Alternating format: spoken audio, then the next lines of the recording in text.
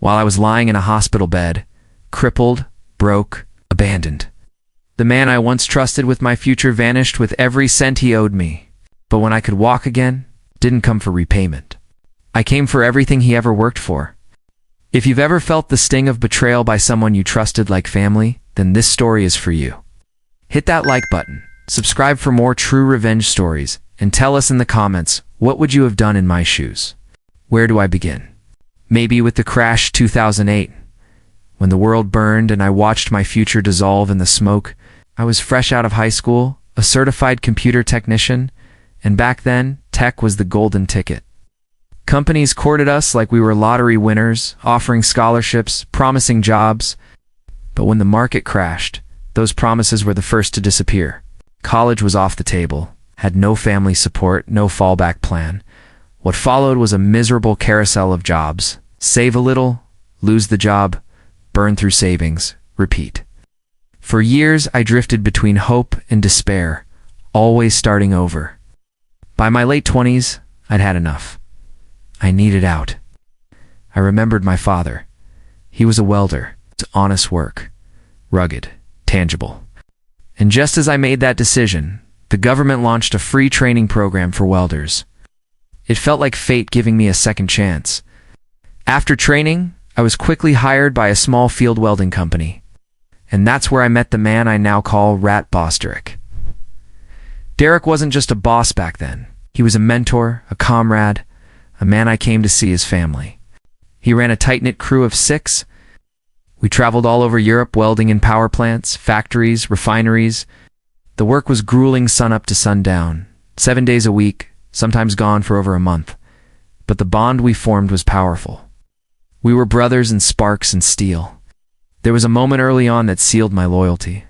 Derek once took out a high-interest loan just to make sure we were paid on time. He could have asked us to wait, but he didn't. That kind of integrity earns respect, or at least it used to, because everything changed by year 7.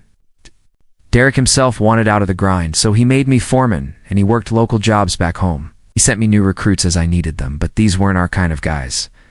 These were short tempers, lazy, careless, sometimes drunk or high. And then the pandemic hit. I sat it out with my savings. But when work resumed, it got dark. Really dark. Derek started scraping the bottom of the barrel addicts. Criminals.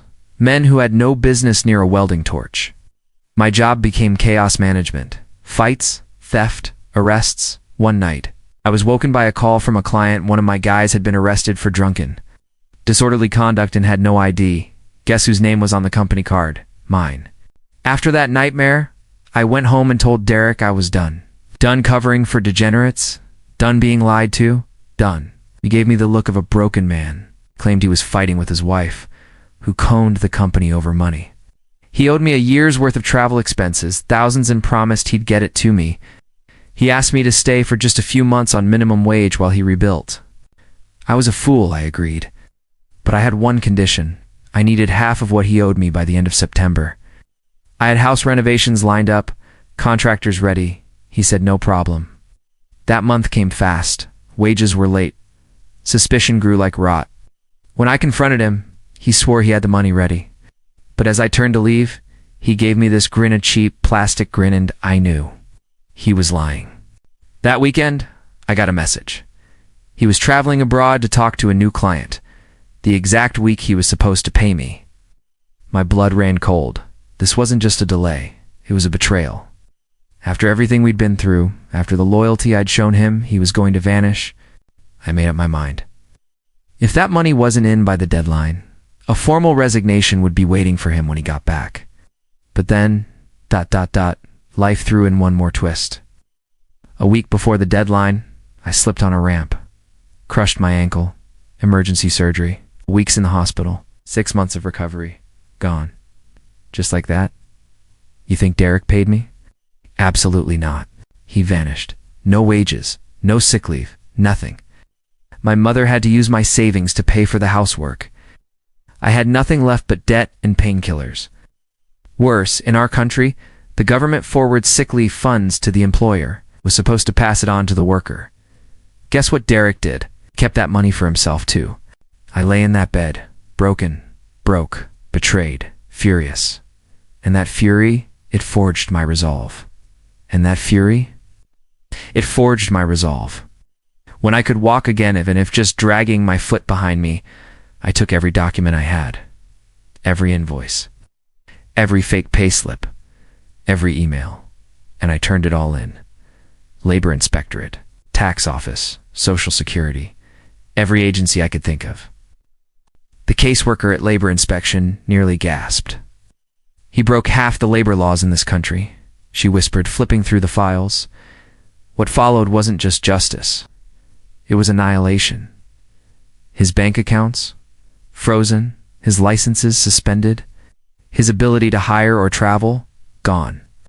He had to fire everyone with severance pay, money he didn't have. He filed for bankruptcy. That dream house he was building for 7 years, the one he poured his soul into, brick by brick, sold off in a government auction. He's back now in his shoebox apartment. Wife, 2 kids. No space, no future, just regret. He called me, furious, voice shaking with rage, demanding how I could do this to him. I told him the truth. You betrayed me. After 7 years, you left me to rot in a hospital, stole money meant to feed me, and expected me to roll over like a good little dog. No, you're not my boss, not my friend. You're a rat. And now you can forward all future communications through the labor office. The only money I recovered was 1 month of sick leave. But I'm okay with that. Because Derek, he lost everything. His company, his income, his future, his family home, gone. I didn't just take an eye for an eye. I took everything he had. The betrayal that left me shattered gave birth to a storm that left him buried under its rubble. I stand today, literally and figuratively. But Derek is still crawling, still trying to find the bottom so he can start over. And maybe someday he will. But not before remembering that screwing over someone loyal, someone who once saw him as family, is the worst mistake of his life. Sometimes revenge isn't about rage.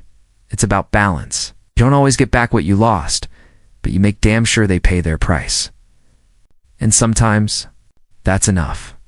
If this story hit a nerve, don't forget to like, subscribe, and share it with someone who knows the pain of betrayal. And tell me in the comments, what would your revenge look like? Thanks for watching, and I'll see you in the next one.